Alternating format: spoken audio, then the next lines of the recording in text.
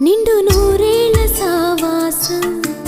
స్వర్గమైంది వనవాసం దండగుచ్చాను నా ప్రాణం వెండి వెన్నెల్లు కళ్యాణం బ్రహ్మే అనే ముహూర్తం కనుల ముందుందిలే జగమే అలా ఇలా